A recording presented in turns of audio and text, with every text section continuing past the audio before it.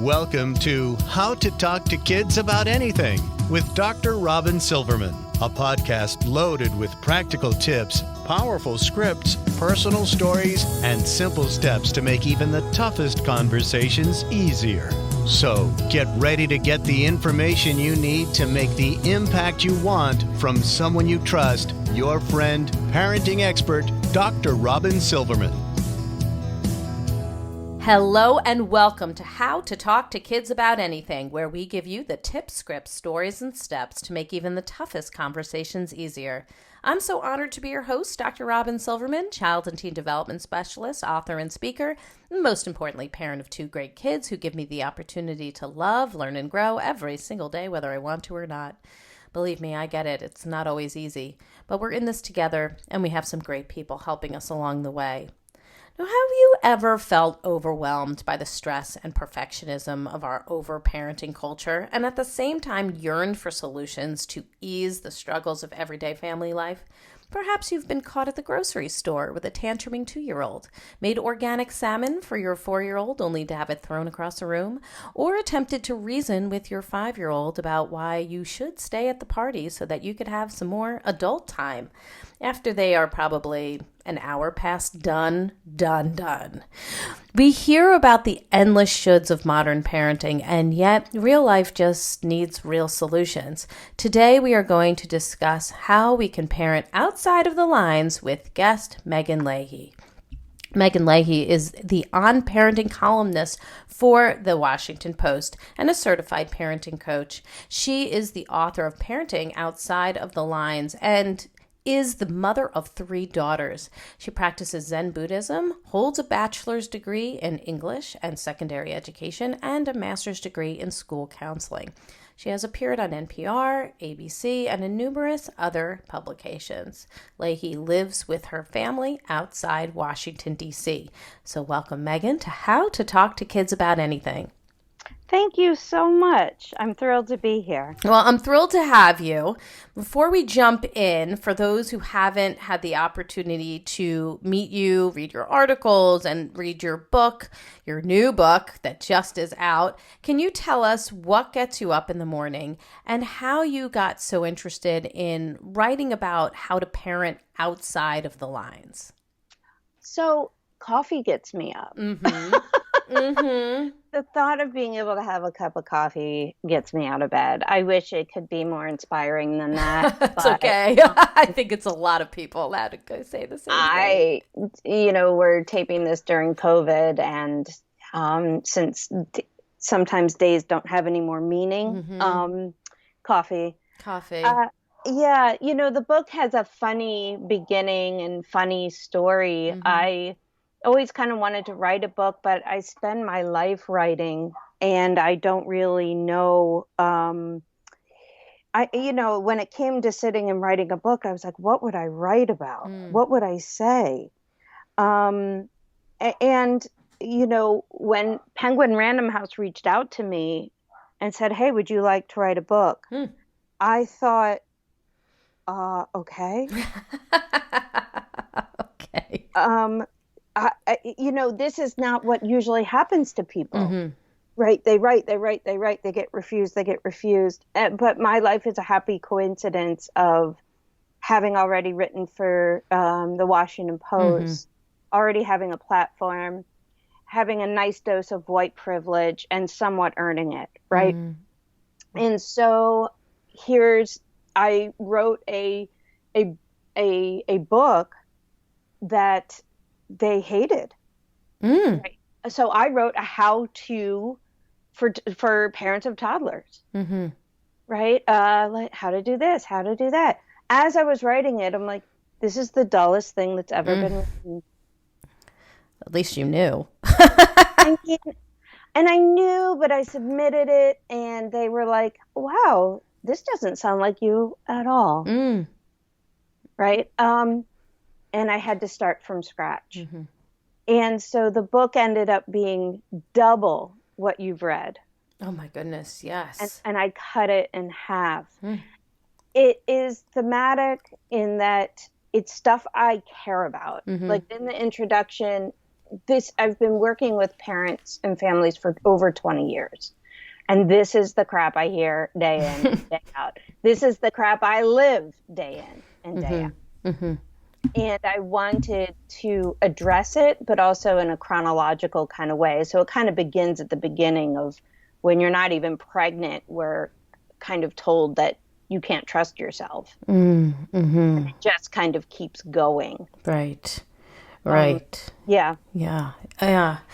It's an important book because it helps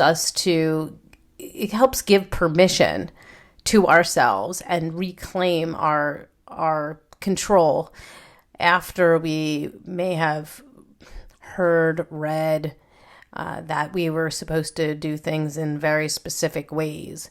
You say towards the beginning of your book that unless death or severe damage to body or home is imminent, you have wiggle room in every single parenting decision in your life. It's an important statement, again, taking back that control, that it's not about a should. So let's start with something that a lot of parents deal with. And I mentioned in my intro, we'll start with the epic tantrum in the grocery store. Something that I would imagine most parents have experienced or at least heard about in detail from someone that they love. When parents are caught in this situation with a pile of groceries in their cart and a desire to just get this chore done, of course, when their child unleashes holy hell right there in the store. Yes. What's going on here, and how do you advise people to deal with the situation that emphasizes, again, parenting outside of the lines? So any kind of effective parenting is done with the knowledge of our own reactions.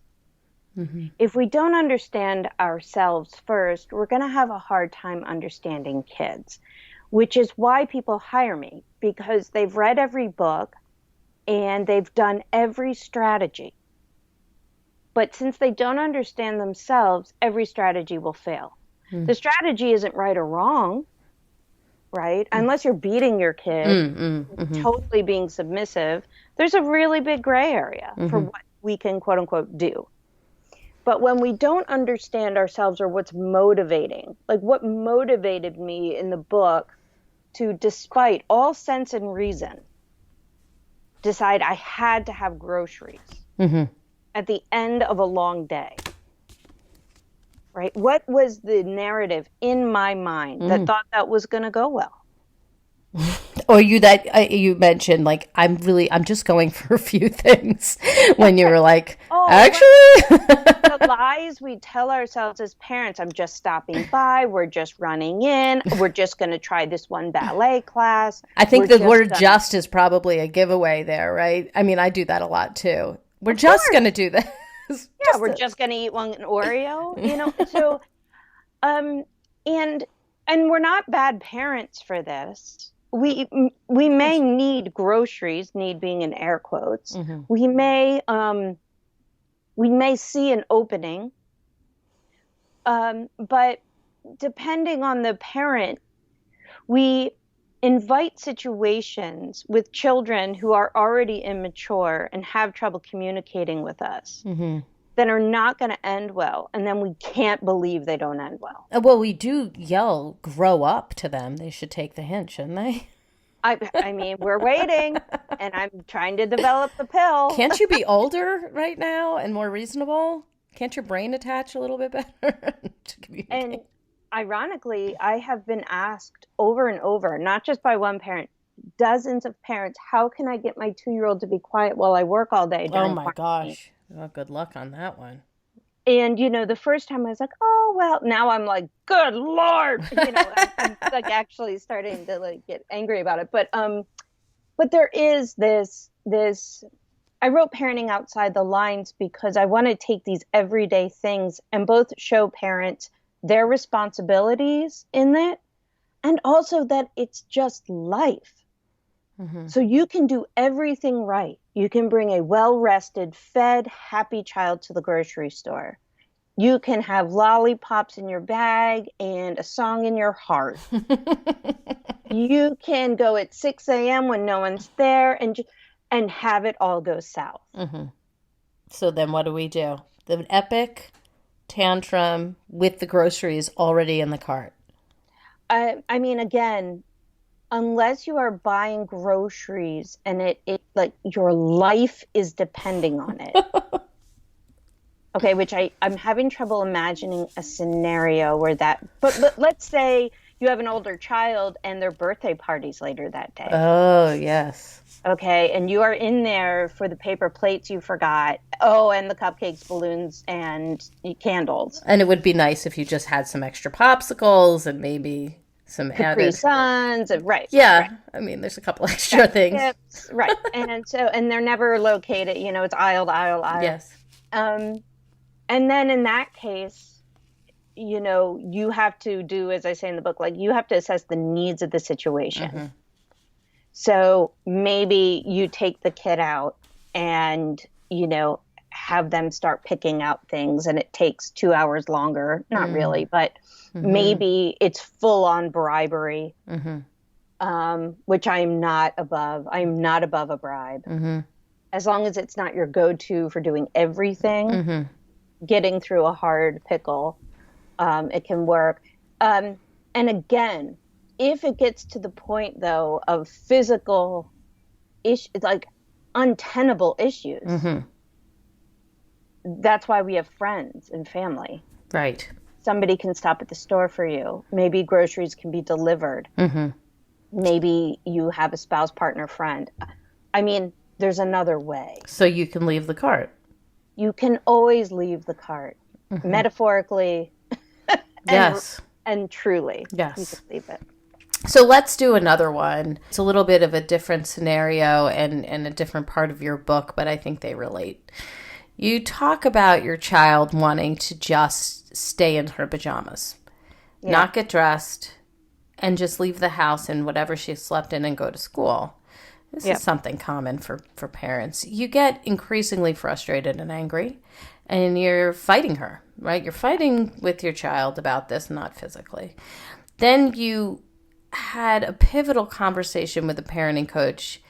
Tell us what was going on here, what happened in the long run, and how this impacted your parenting in that particular moment of realizing what was really going on and how you could deal with it. You know, as soon as you become a parent,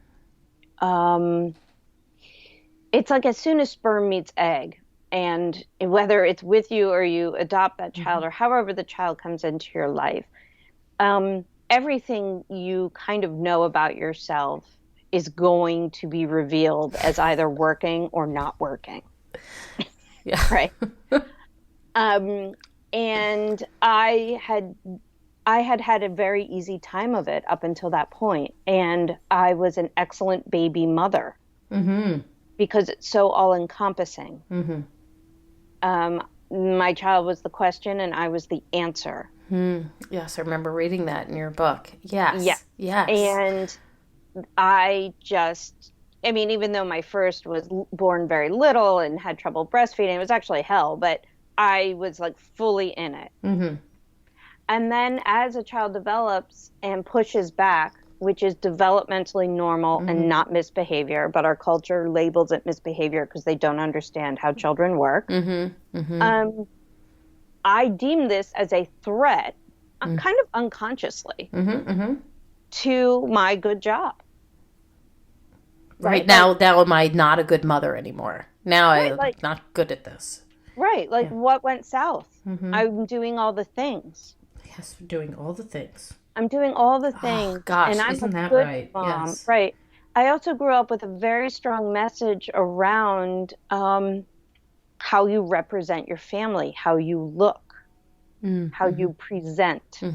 Tantruming child in the grocery store is probably not a good look then. Yeah. And a pajama wearing child in your mind is not a good representation of positive motherhood in that situation. No, it is not. Right. And ultimately, it all comes down to power struggles and what you do in the face of that. So even though I understood child development, even though academically I had trained as a counselor, when you love your own child, you cannot access that part of your rational brain. You are so right in that. I somehow have my PhD in child development, and somehow doesn't matter. It does not make a difference in that moment. Absolutely not. Yes. I mean, even if your rational brain is actually telling you what you're doing is wrong. Right. We become children ourselves. We go back to how we were raised. We go back to stories that we thought we had dealt with. Oh, good point. Find, right, like my message, and I write about it a little bit in the book, is like everybody was looking at us. What was I smoking? Nobody was looking at us. Everybody's dealing with their own stuff. That's right. Everyone's self-absorbed, just like I was and am, and nobody noticed a thing about us. Right. Right? Yeah. Nobody cared. Nobody cared. But since I was insecure, that was my belief. And it took talking to this parenting coach to make me realize that not only was I living out my insecurities on my child, which was bad enough, but I had created huge problems that had morphed into far more than clothes. And it was mine to undo. I kept waiting for her. Like, often parents wait for the kids to be better. Yes. When that's insane thinking. But we're waiting for them to grow up. That's right. And there is truth in that. You know, like, when the parent calls me crying, they just won't stay in bed. And it's hard for me to explain to them, if you just kind of keep going, they will. Right. Like, it's not going to be that they're 19 and, still in your bed. But yes, it's hard to deal with on the day-to-day. That's right. And it looks hopeless. And when you're inside of it, there certainly must be a strategy, a book, a way to keep this 3-year-old bodies in bed without social services being called. Right. Yes. Strapping them in is not the answer there. Yeah. So your child wants to wear pajamas to preschool. And what was it that the parenting coach said to you that resonated so much to kind of help you pivot? She just said, I said, well, she has to get dressed into her quote unquote big girl clothes, which was coded language for looking cute and pretty. And she said, why? I said, because she does. And she's like, not really. And I thought, oh, right? What did she say? Like, you need to stop watering the weeds or something? Yeah. She just said, you have created kind of this fight with your child about really, like, pajamas compared to, like, little pants and t-shirt. They're kind of the same, just one has, like, unicorns on them and one of them doesn't, right? And she's like, you're just watering weeds. You're paying attention to what doesn't work. You're creating a physical struggle. Yeah. But this, of course, becomes every story of my life. And everybody else's story. Like, what are we paying attention to right now? Like, why does it matter? That's right. Half of it doesn't matter. No. And even if you walk this out to your child comes out to you at 16. I'm bisexual. Okay. And, we all talk a good talk. Yeah, I'm totally accepting until it's your kid. And then you're like, oh, I didn't see that. Right? Well, it really wasn't any of my business that maybe, for instance, she wore pajamas at 2, and maybe it's not my business who she loves as a teen. Is the relationship affirming? Does she love herself? Is the relationship good? Right? Do the pajamas make her feel comfortable and safe? Does she like how they feel on her skin? You see, like parenting through pajamas and parenting through a kid telling you who they are as they're older are the same. It has to do with me stop being always about me. No, I think it's completely valid. And so at the end of the day, she winds up going to preschool in pajamas, correct? And then she winds up not after a while, I guess. She grew up not wearing pajamas every day of her life, but yes. And as I write, because I have, the lovely hindsight of, watching her grow, she dresses 100% appropriately for every occasion. Right. Without me telling her to. Because eventually the positive aspect of peer pressure will take place. And when you're a preschooler and you go to school and everyone's like kind of wearing normal clothes, then you want to wear normal clothes. And when, everybody in middle school wears leggings and sweatshirts, that's what you wear. It's, peer pressure is often bad, but it also helps us figure out what our cues are culturally. So I want to talk about patterns, because you talk about them in your book. And you say in your book that when frustrations of life and family overwhelm these children, any capacity for patience, empathy, and open-mindedness fly out the window. So what questions should we be asking ourselves about the patterns we're creating inadvertently, or that maybe we sort of missed, when it comes to our children who are clearly maybe losing their minds, maybe they're tantruming, maybe they're fighting with their siblings for larger reasons than their brother decided to pick the toy the other child wanted, right? Like what, if you're looking at your family and, something keeps happening, your child keeps breaking down at a certain point, or, there's this fight that keeps happening between the siblings, or but if we step back, what kind of questions can we be asking ourselves in that time instead of dealing with what I would think of as really the symptom, right? Like the child's upset, the toy has been taken. What's actually really going on now? So you mentioned the first important part, which is finding a pattern. So we will have, everyone has in the family like the worst Saturday. Is where like shit goes south on an epic level. Everyone's screaming. Something may get thrown and broken. It is resonating in your parent heart as fear and failure on the worst level.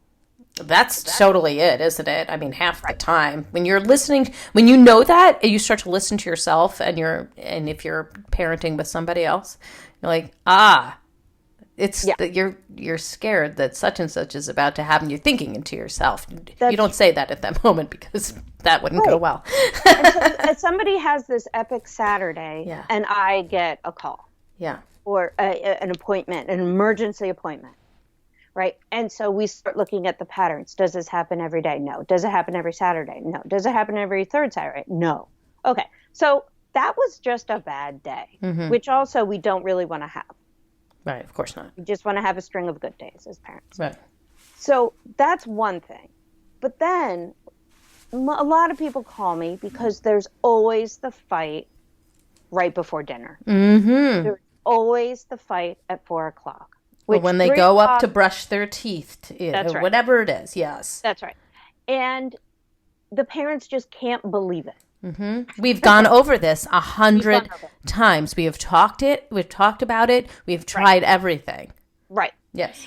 And usually the pattern, and I go through in the book, but what we do is we pick apart the pattern. For instance, do you keep expecting your kids to solve the problem when it's clear they cannot? Or do you have developmentally unreasonable expectations of what your kids can handle in both directions? So I will see parents, tell a 3-year-old, go upstairs, put on your pajamas, brush your teeth, wash your hands, bring down a book. Okay, like the 3-year-old's a fart in the wind. Okay, they can't get past like level 1. Then I have parents who have a 12-year-old who are like, Go upstairs, brush your teeth, get on your pajamas, okay? So the 12-year-old's pretty much giving them the middle finger, and the parents can't believe it. Mm-hmm. And I'm like, dude, your 12-year-old is too old for this kind of bossiness. Mm-hmm. Why are you harassing them? Mm-hmm. Mm-hmm. Mm-hmm. Right? So sometimes we have a pattern where the child is telling you who they are, Mm-hmm. but you're not listening. Mm. Right? Children are such a blessing. They will actually say to us, stop bossing me around. Mm-hmm. And then we think they're being rude. That's right. And then we say, then why don't you just brush your teeth? Because then you don't brush your teeth. If I don't tell you, you don't brush your teeth. That's right. That's right. And then we go down the rabbit hole and we think it's about teeth when it's actually about independence and connection. Mm-hmm. Right? And so in finding the patterns, there can be simple fixes, easy, cheesy stuff. There can be some maybe more complex issues Mm-hmm. in the house. But when you find the pattern, you can do a lot of good things for your parenting brain. Number one, you can stop awfulizing everything. Mm. Right? Like every day's a crap day. These Mm-hmm. kids are always bad. The I'm worst. a terrible parent every day. Absolutely. Actually, it's just 4:00 that sucks. Mm-hmm. Okay. Okay. Right. You can also, and this is really important, find the silver linings. Mm-hmm. Right. So around about 2-3 years old, right up until like a 2 or 3-year-old, like that child is just a child from God, amazing, beautiful. Yeah, maybe they cry and throw fits or whatever, but they're great. Yeah. And then begin the corrections. Mm-hmm. Stop, no, don't, stop, no, don't, get that, don't touch that, get this, don't, right? Mm-hmm. Pretty soon, if I ask some parents, when is the last time you highlighted or praised or found the good Mm-hmm. of your family, Mm-hmm. they cannot tell me. Oh, that's tough. And again, no parent wakes up and goes, I'm going to ruin my family today with just being negative. Like, nobody wakes up like hell-bent on just being a nag and miserable. Mm-hmm. Maybe some people do, but nobody I I've would met. hope not. Yes, right. It just becomes habitual thinking. We become the hammer and the kids become the nail. Mm-hmm. And then we wait for the nail to change. Mm-hmm. But we're the hammer. Yes, it absolutely happens that way. And honestly, almost anything could then trigger you when you're going into your day that way. I mean, oh, the awfulization right? is on fire. Right. Like almost anything could happen and be skewed towards the negative. Yes. Mm-hmm. And it doesn't, when I say parenting outside the lines, there's so many books out there and they're great for all different topics, but we'll pick up a trend, right? And there'll be suffering in the house and it'll be a pattern of suffering. But maybe you've really decided everybody needs resilience. Mm-hmm.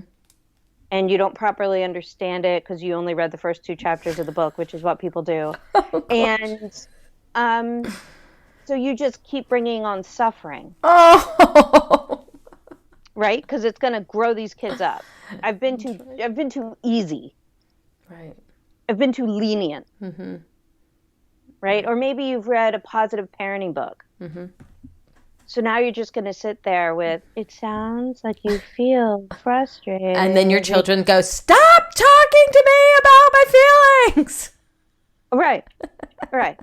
Right. And you're like, I can't believe it. I'm being so loving. Right. So what we stop seeing what's actually in front of us. Mm-hmm. And we adopt a trend that makes no sense. Mm-hmm. More positive parenting parents call me for coaching than any other parent. That's fascinating. Wow. Yep. Fascinating. Because as you say in the beginning of your book, and I'm surrounded by 250 parenting books right now. That's like a nightmare. Yeah. As you say in your book, you say, like, I'm picking from all of these different parenting, techniques and frameworks. And as am I, because that's in my head, but it doesn't always work that way. And it doesn't always work that a particular type of technique is going to work with all of your children, one of your children. Sometimes it works on a Wednesday, doesn't work on a Thursday. I mean, anything could happen. So your ability to pivot becomes really important, and your ability to step back and see what's really going on is really important at that moment as well.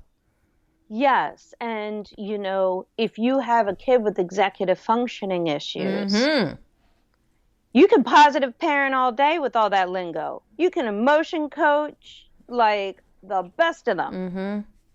But guess what works with executive functioning challenge kids? Rewards. Rewards. They need that part. They need the neural synapses to grow together, and you need to push that reward center on their brain. Right now, if you use rewards with a neurotypical kid, disaster. Because some of them just don't really care. Studies are clear that after a while, they actually have a negative effect. Exactly. And you wind up it's almost like you need to buy their behavior in that situation, and then you're caught in the bribe, right? You're caught in the carrot and the stick all the time because you've created that. So if you apply this, let's say we're along the same lines here, because sibling rivalry can topple over the calmest moments in an instant. And certainly you can wind up just yelling, knock it off, give it back, don't hit, that's enough. Like all of the things that we were just saying about your list of directives.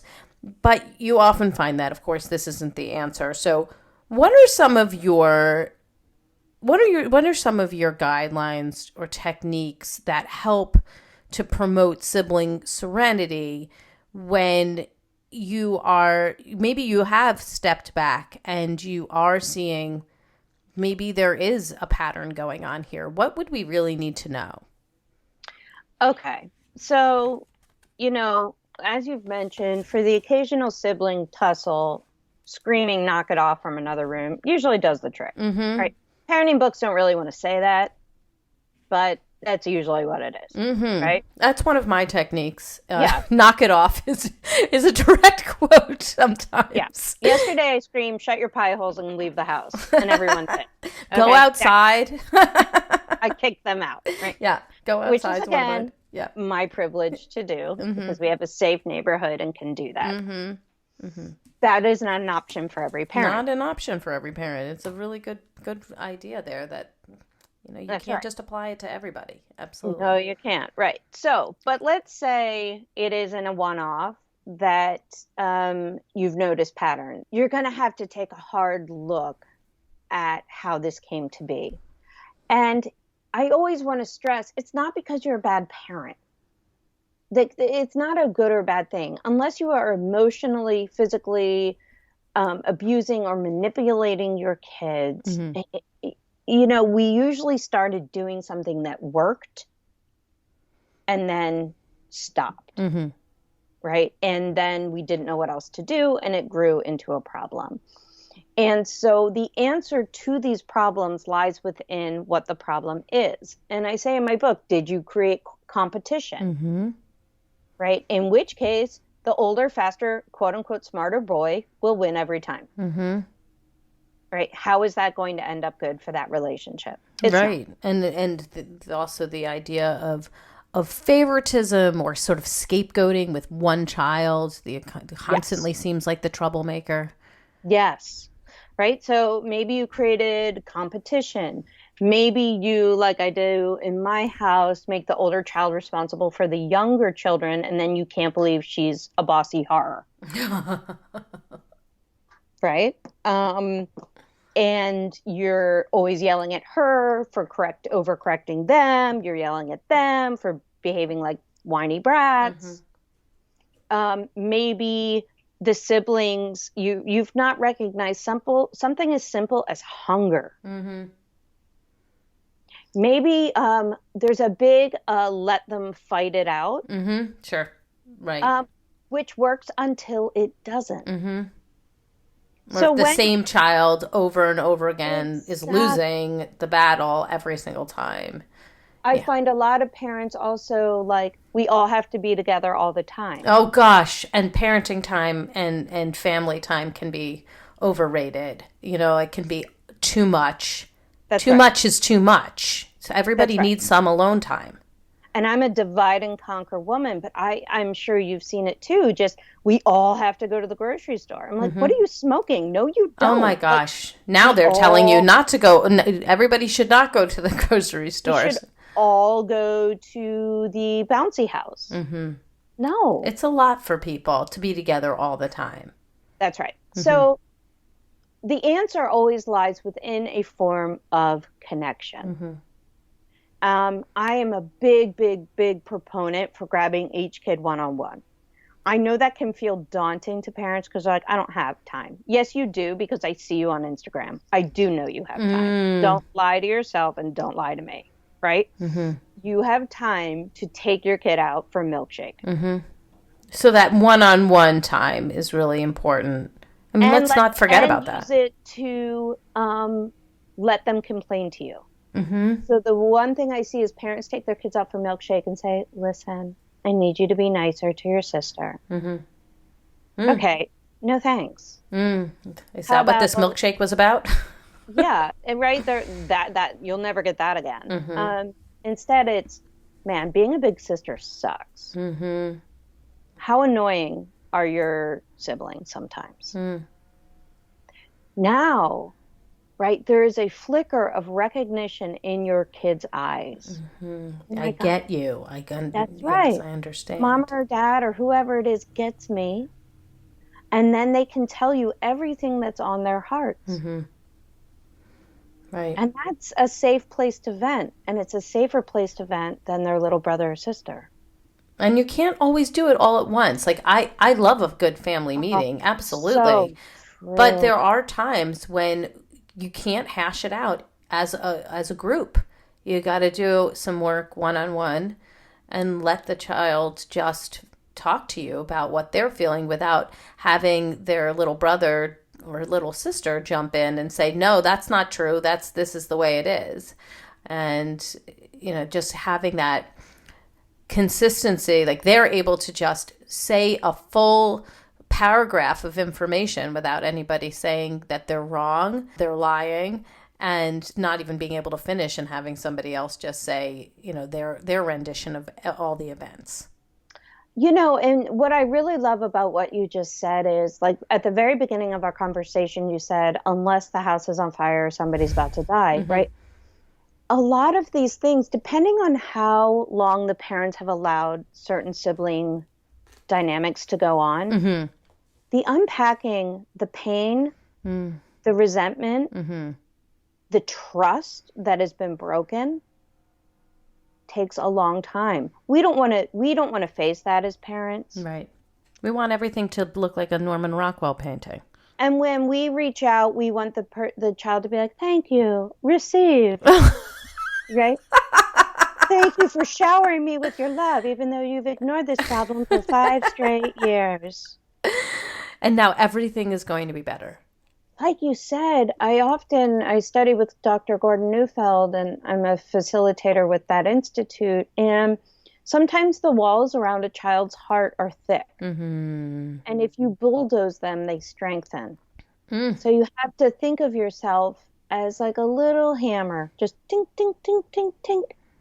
And the idea of continuously showing up with compassion and non-judgment works. Now, that being said, parents go to extremes and say, okay, well, I used to land on them like a bomb before, and now I'm all compassion. No. It's not an either or, it's a both and. It's having a little brother sucks, and I'm not going to let you beat the crap out of him. Exactly. Right.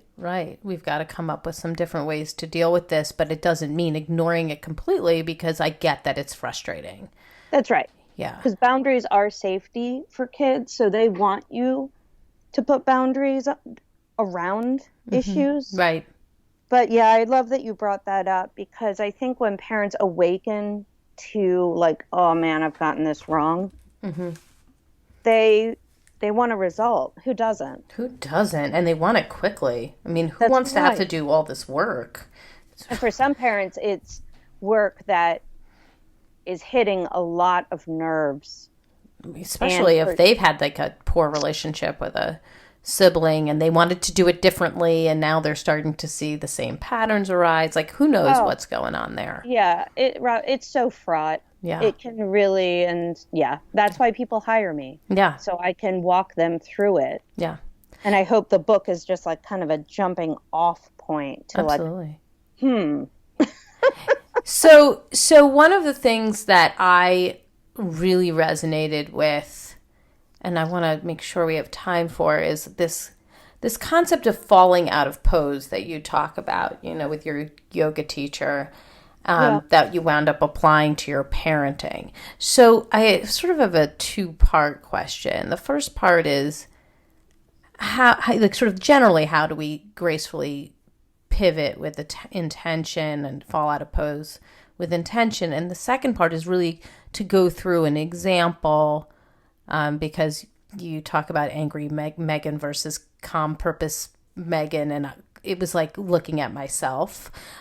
So I just want to make sure that we have time for both. So why don't you start with just the concept, and then we can apply it to when you're in a particular situation, what that looks like.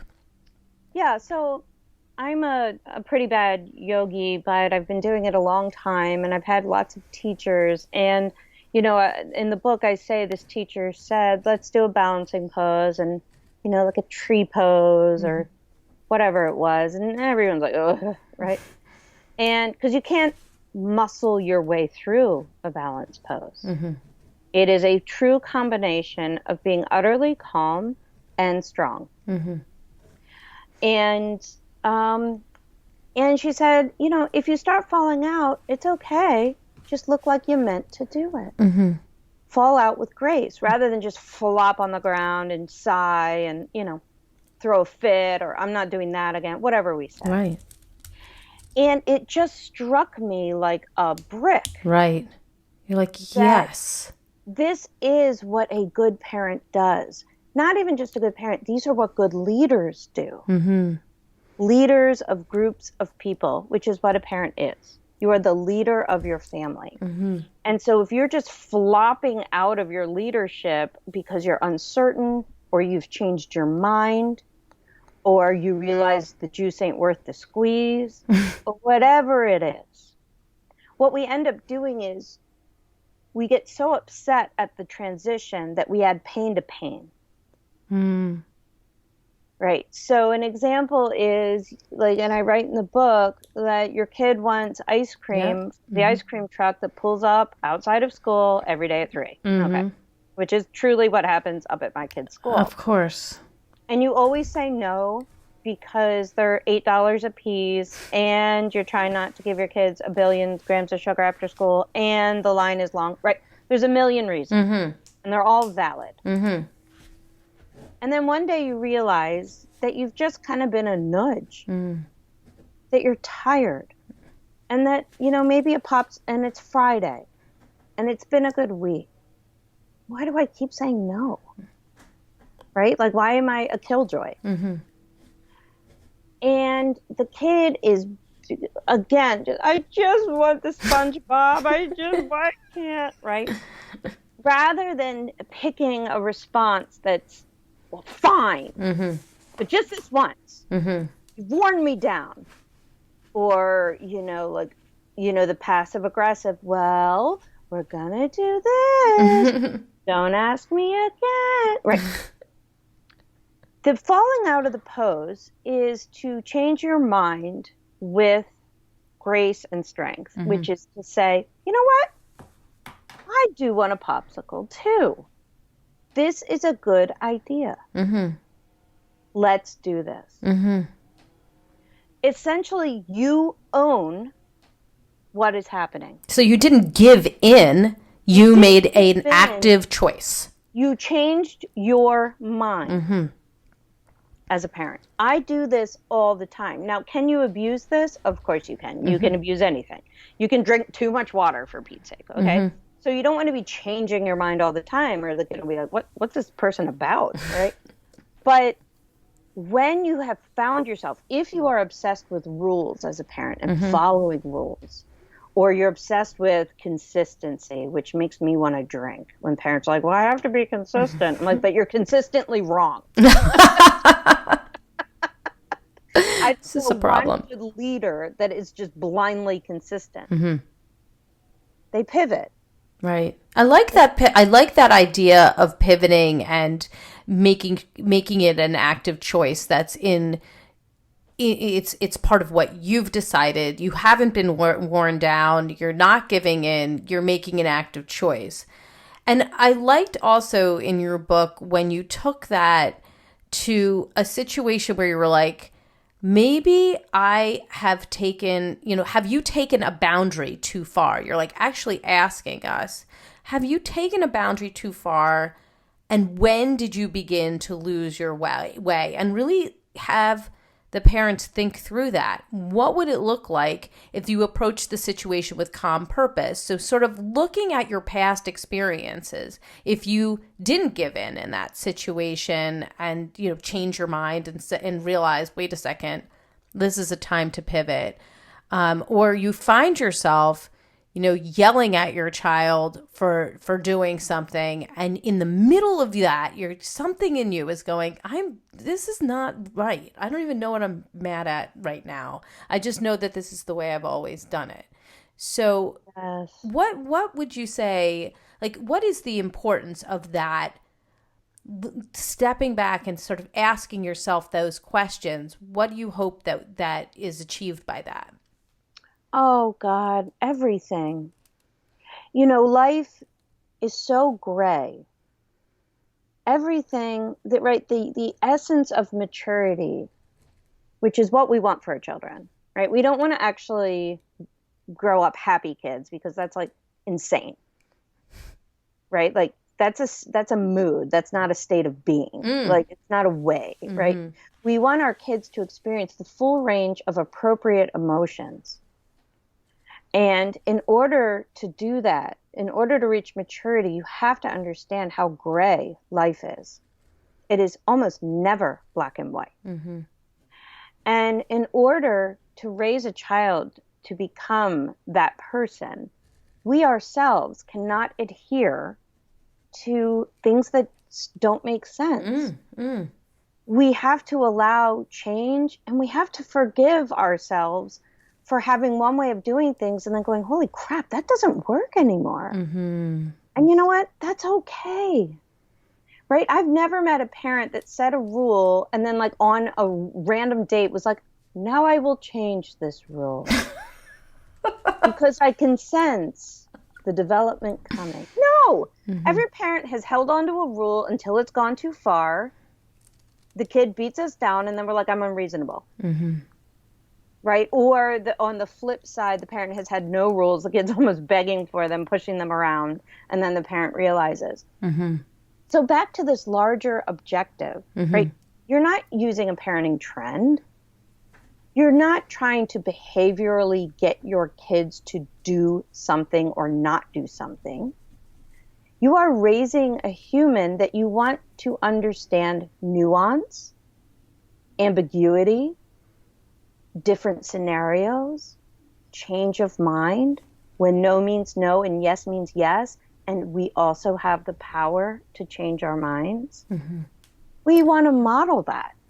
And apologize when you mess it up and you go the wrong direction.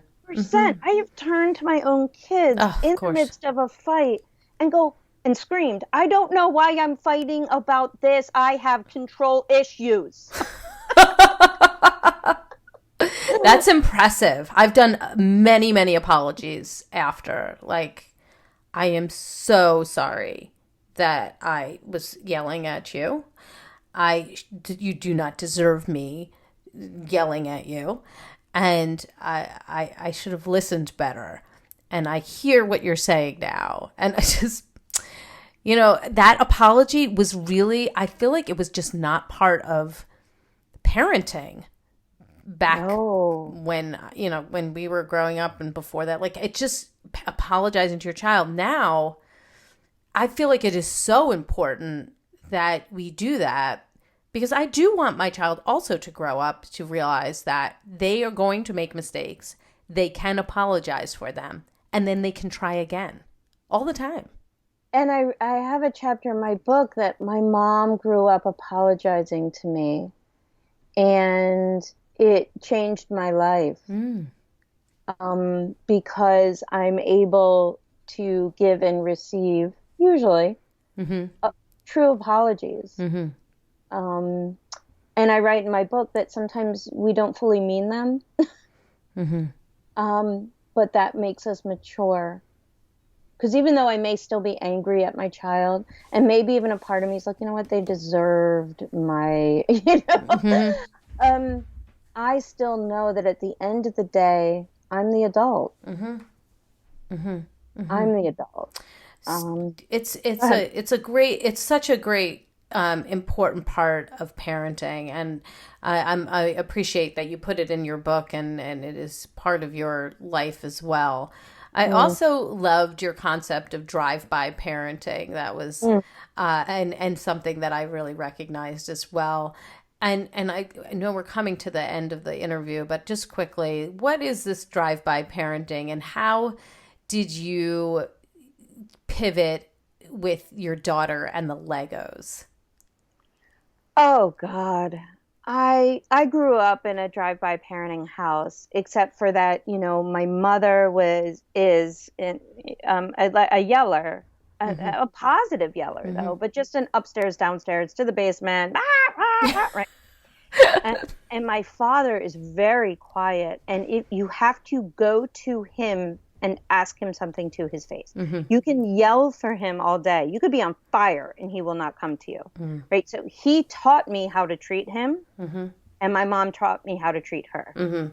So I would go to my father and I would yell for my mother. But the yelling came out stronger. So, with the Legos, I would have this child that it turns out years later, she's gifted. Oh, it doesn't surprise me by the way you were explaining her hyper focus on being able to do Legos and your constant, yelling like, stop it, come in here, put it down, like all the drive-by parenting aspects that you needed. 3 or 4 ahead in grades in most subjects, but can't get herself out of a bathroom. And she couldn't, even despite, so the big mantra a lot of parents have is she's old enough to know how to blank. Right? My kids should know how to blank. Right? And I'm like, great. I love that you say that. There's no evidence that this is true for your child. There's no book on your particular child. Well, and we can reread the developmental benchmarks, but all the evidence is pointing that this is not your child right now. It's coming. It's probably coming.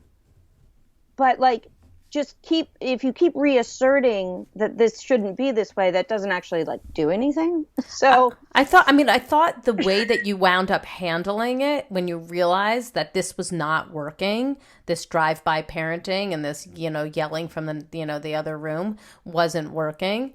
And actually saying to yourself, I'm going to try something different today. I love that you did that.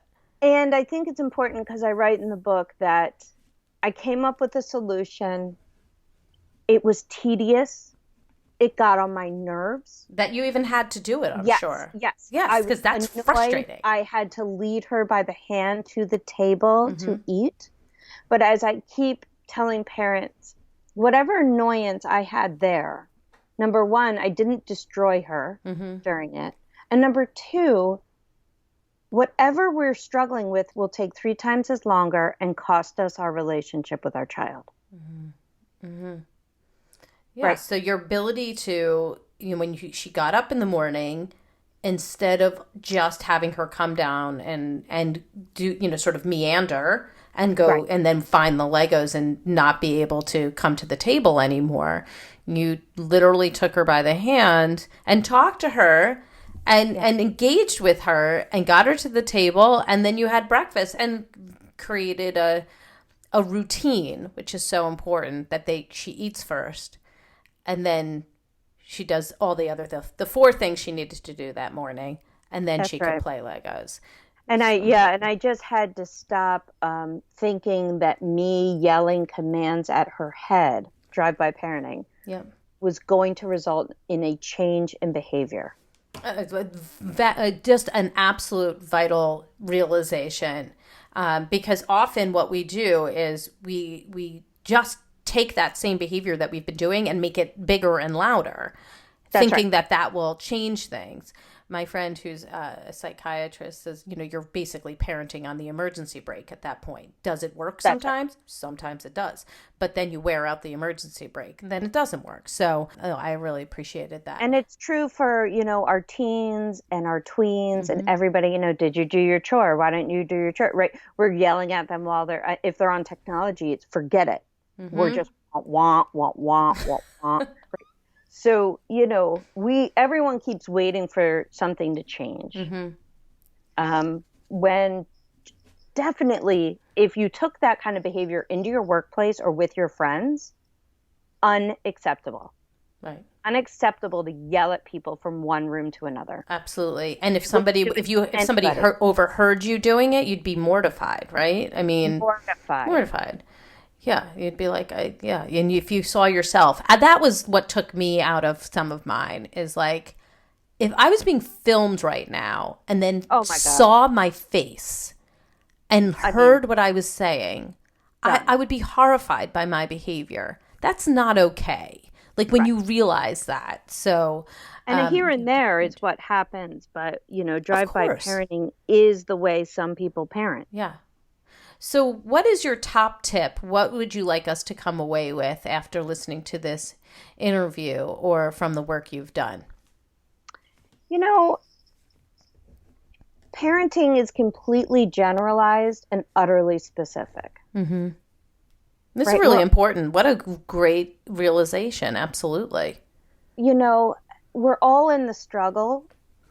We're all just every day trying to love our kids and do the best we can.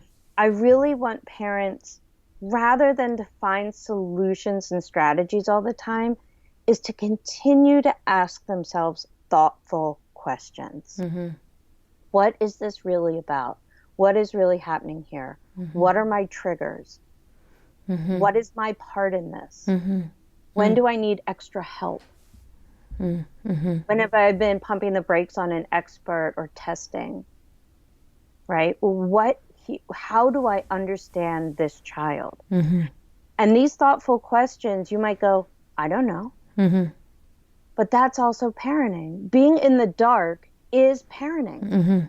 We don't know the answers until we're through it. And we try things, and sometimes it works, and sometimes we have to change that day to day. But we do figure it out. And yes, perspective comes when we get through it. Give us the resource of the week. Where can we go to get more information about you and your book and the work you're doing? So mlparentcoach.com has everything. If you order my book, you get free monthly parenting Q&As. Anything you want to ask about, I just hang out and answer. Awesome. I have an online parenting class for parents of kids 11 and under on that page. If you use the coupon SOCIAL, you get $50 off. And also, until quarantine ends, my monthly Q&As are pay what you can. Awesome. Well, so that there's no excuse for not getting some support. That's awesome. Thank you so much for doing that. And I just want to thank you for coming on the show today and for your insights and your strategies and your stories. They were extremely helpful. And I just appreciate you sharing them with us today. Well, this was so much fun. You do such a great job. So I really appreciate your time. Thank you. It's my pleasure. Well, I've got my takeaways, and sweet friends, I know you have yours. So let's discuss them. Come up on Facebook, go to the Dr. Robyn Silverman page, or let's chat about it at drrobynsilverman.com or twitter.com/Dr. Robyn. I'm also on Instagram under Dr. Robyn Silverman, and I will be going back and forth with Meghan Leahy and I develop those memes. We can share memes and we can go back and forth on social media getting some questions answered. And if you loved this podcast like I did, I hope you'll go up to iTunes and rate and review it so other people can learn about these perspectives and the solutions and use them in their own homes. I truly appreciate it. That's all the time we have for today, my fellow parents, leaders, and educators. Thank you so much for tuning in to How to Talk to Kids About Anything. For more information on books, articles, speaking engagements, or curriculum, please go to drrobynsilverman.com. So many great podcasts are up there, and the show notes to this podcast will be up there as well. I look forward to weathering the storms and enjoying the sunny side of life together. And please remember, even on the days when you fall short, you've got this. Perhaps you heard something today and you go, I did that wrong. It's okay. You're getting the information you need. I know it's not easy, but never forget there's always tomorrow. Parenting is the ultimate do-over. I see you, and I'm right there with you. And as there are moments when we doubt our know-how, our choices, and our sweet sanity, please know you're 10 times the parent you think you are. Until next time, this is Dr. Robyn Silverman with How to Talk to Kids About Anything. Please tune in again and keep connecting through conversation. See you next week. You've been listening to How to Talk to Kids About Anything with Dr. Robyn Silverman. For more information on books, articles, speaking engagements, or curriculum, please visit drrobynsilverman.com.